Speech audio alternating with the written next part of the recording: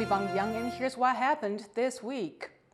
Taiwan President Lai Ching-te has wrapped up his 6-day trip of the Pacific in Palau, one of Taiwan's few official diplomatic allies and a big advocate of Taiwan on the world stage.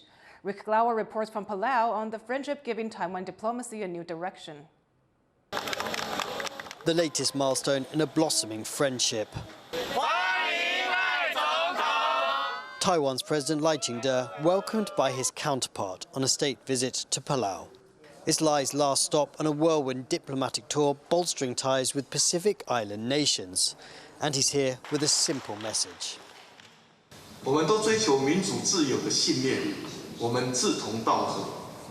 With a population of only 20,000, Palau is one of just 12 countries worldwide that has official diplomatic ties with Taipei.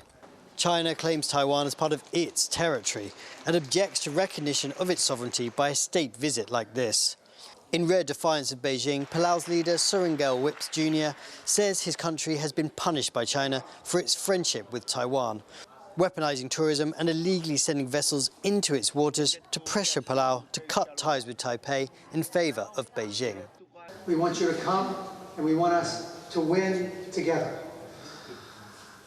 As we navigate the complexities of international relations, the threats to democracy, and the threats to our sovereignty, now more than ever, we must partner. We must stand strong together. Palau wants to be less reliant on China, currently its largest source of tourists and investment. Lai's delegation includes business leaders and is expected to bring new sources of investment for the country in tourism and green technologies. He's also sharing his country's knowledge of so-called digital democracy. Palau's Capitol building was built with the help of a $20 million loan from Taiwan. Now Taiwan, a world leader in high technology, is going to help to digitalize its legislature with online voting and better online security. While promising to help countries like Palau modernize, on his week-long trip, Lai has also emphasized their commonalities, highlighting ancient migration routes that link indigenous Taiwanese to Pacific Islanders and cultural traditions that they still share. So I think this connection is has been here for a while and is working and in a very different way, and also reshaping Taiwanese identity and reshaping Taiwanese political imagination. So there is a slowly transition from focusing on China, and then we're now focusing on the island nations. Although there are thousands of nautical miles between their island nations, Lai describes Palau's leader as a brother. The message from this pair is that despite Beijing's political protestations, this relationship is both timely and time-honored. John Su and Rick Glauer in Palau for TaiwanPlus. South Korea President Yoon Suk-yeol's declaration of martial law on Tuesday evening has shocked the world. Here in Taiwan, ruling party lawmakers are distancing themselves from comments they initially made about the unexpected declaration. But opposition lawmakers are not letting the comments slide. Joyce Zhen has more. As the world watched chaos unfold in Seoul after President Yoon Suk-yeol declared emergency martial law, Taiwan's ruling Democratic Progressive Party took to social media, posting this on its official account representing the party's lawmakers, seemingly comparing South Korea's situation to Taiwan by listing how the opposition Kuomintang and Taiwan People's Party, who together control the legislature, have either blocked or, quote, maliciously amended the rule of law. The post has since been deleted after it drew a backlash from opposition lawmakers and others who saw it as apparent support of martial law.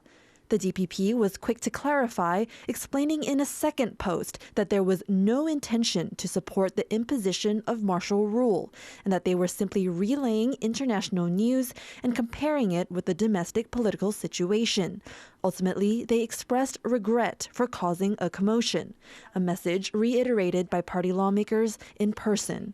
我们党团的发文，那随即有删文撤下，这就表达民进党团正式的立场。我们不应去过度的评论他国的内政。我们要做的是安国人的心，也要避免慎防造成社会过多的误解跟不必要的对立。The DPP was born when the now opposition Kuomintang, or KMT, was in power, a brutal post-war martial law era that lasted nearly 4 decades. The DPP lawmakers acknowledged this in their updated post, saying they know how harmful martial law is to democracy. But this has not appeased their opposition counterparts, who continue to question why the DPP appeared to support what was an unpopular and now unsuccessful martial law order in Seoul. The KMT has also accused the DPP of attempting to quash dissenting voices and are demanding more than an expression of regret. 如果这就是民进党上下的态度，认为戒严是可以消灭不同的声音，容不下任何一粒沙子，容不下任何不同声音的话，那真的就坐实了。绝对的权力使人绝对的腐化。如果民进党团还是没有愿意为这个贴文道歉的话，你们对不起民主2个字。The KMT has also called on President Lai Ching-te, who is out of the country visiting allies in the Pacific, to apologize for his party mates' comments. They have made it clear they have nothing more to say.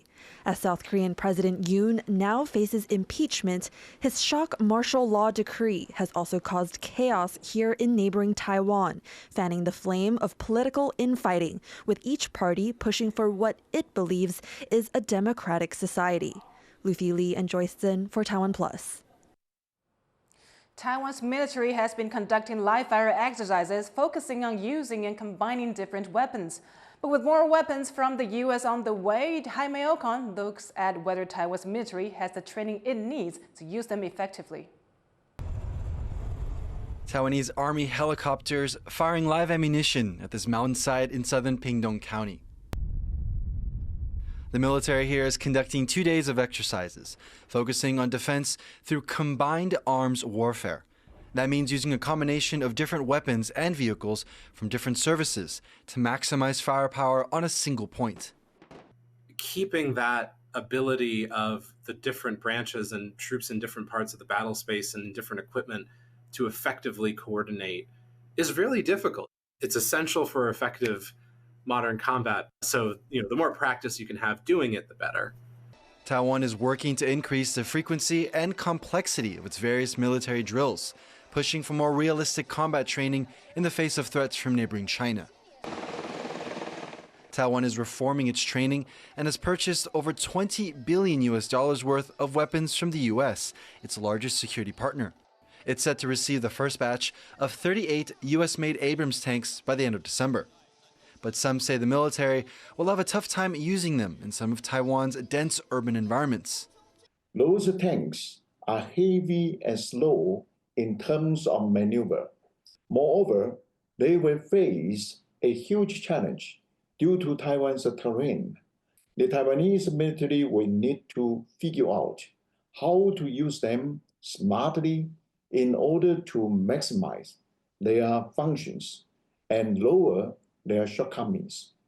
Taiwan is expected to receive an influx of U.S. systems after lengthy delays, and there are concerns about how effectively the military can integrate these weapons into its training. Some analysts in the U.S. say Taiwan should take advantage of the time between weapons deliveries to learn how to master these systems.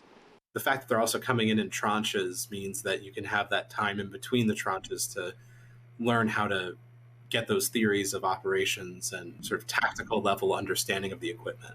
It's really in the hands of MND and the services in Taiwan to, figure out the best way to use these. And there will be growing pain. As Taiwan continues to adapt its military, new hardware should provide a much-needed boost to the country's defense. But without proper training and exercises, even the best weapons may prove ineffective. Andy Shui and Jaime Ocon for TaiwanPlus. The foundation that invited a group of Chinese students to Taiwan for cultural exchanges could be banned from bringing Chinese delegations to Taiwan for some time. It's in response to a controversial comment one of the students made while on the trip. Cadence Coranta explains the reason breakdown in cross-strait communications. Former President Ma Ying-jeou's foundation is defending itself after Taiwan's Chinese Affairs Office said it could be banned from bringing Chinese delegations to Taiwan for months or even years. This comes after the foundation invited 40 Chinese students, teachers, and athletes on a trip to Taiwan, which they say was to promote cross-strait communication. But while they were here, one of the students called Taiwan's national baseball team China Taipei, which sparked backlash in Taiwan because it denies China's claims that it's part of the mainland. Taiwan's Mainland Affairs Council said the comment may have violated government rules and accused the foundation of not handling it properly. The whole trip also faced criticism because almost all the students are affiliated with the Chinese Communist Party.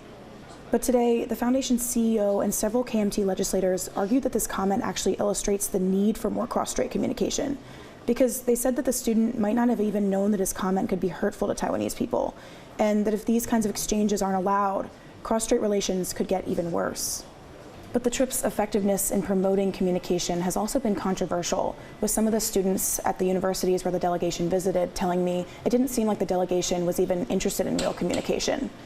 The Mainland Affairs Council says it will soon convene other government agencies to decide whether to punish the foundation over the China Taipei comment, which could include a ban on bringing Chinese delegations to Taiwan for anywhere from 6 months to 5 years.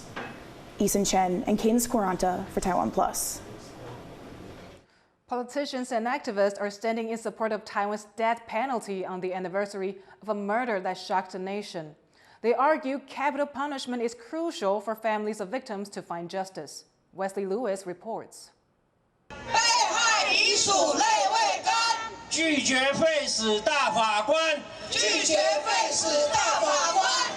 Hundreds of people are here right in front of the presidential office in Taipei to make it known they stand against the abolition of the death penalty. The demonstration falls on the 10th anniversary of the violent assault and murder of a female school teacher in southern Taiwan that shocked the nation. The case resulted in the assailant receiving a life sentence. Protesters here include families of victims, politicians, and other supporters of the death penalty. They say preserving the capital punishment is the answer to, quote, make Taiwan safe again.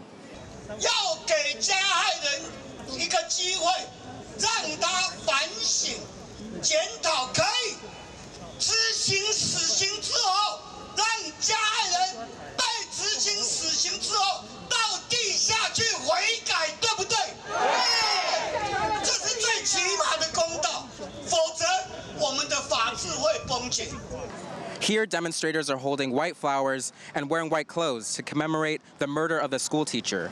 This September, a legal challenge brought forward by the 37 inmates currently on death row resulted in a new ruling by the country's constitutional court that upheld the punishment but put limits on the use of the death penalty to only be used for the most severe premeditated murders. But protesters here continue to take a stand, calling for more robust protections of the death penalty, urging lawmakers to safeguard what they say will ensure justice in Taiwanese society. Joseph Wu and Wesley Lewis in Taipei for TaiwanPlus. Taiwan has become the world's second largest supplier of semiconductor manufacturing equipment, overtaking South Korea. New figures from industry group Semi show Taiwan's third quarter revenue from sales of semiconductor equipment was $4.69 billion. That's a year-on-year increase of 19%. China stayed in first place at $12.93 billion. Taiwan is the world's top producer of high-end semiconductors, but as the new numbers show, its share of the market for equipment is also growing. New data shows the price of vegetables and rents are surging in Taiwan compared to last year.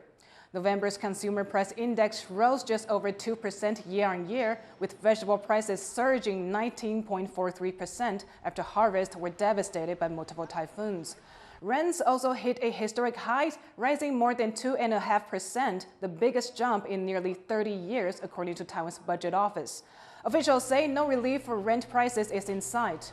Despite the large rises in certain categories, prices remain mostly stable overall.